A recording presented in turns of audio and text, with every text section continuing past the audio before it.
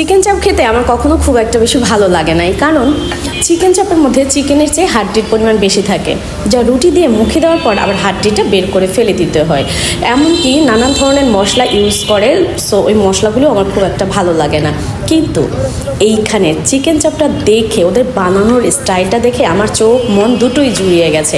আর আমি হ্যাংলার মতো দাঁড়িয়ে দাঁড়িয়ে ওদের এই ফ্রাই করাটা দেখছি, কারণ এটা তো আমাকে খেতেই হবে, অনেক লেট হবে। তারপরও আমি দাঁড়িয়ে অলমোস্ট সন্ধ্যা পর্যন্ত দাঁড়িয়ে অপেক্ষা করেছি এটা কখন হবে, কখন আমি খাবো। এই চিকেন চাপে শুধু রঙিন রঙিন সবজিই না, ওরা এত এত মশলা ইউজ করেছে যা ছিল অনেক বেশি স্পাইসি, অ্যান্ড এত বেশি সস ইউজ করেছে যেটা ছিল অনেক বেশি ইয়ামি, যা দেখে আমি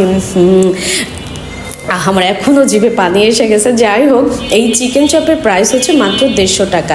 আর যখন আপনি লুচি দিয়ে একবার খাবেন, বারবার এখানে আসতে হবে। লুচির দাম ছিল মাত্র 10 টাকা, আর এটা খেতে হলে আপনাকে আসতে হবে পুরান ঢাকা। আমি জানি এভাবে চিকেন চাপ অনেক জায়গায় বিক্রি করে, বাট এটা ছিল অন্যরকম, একটু স্পেশাল।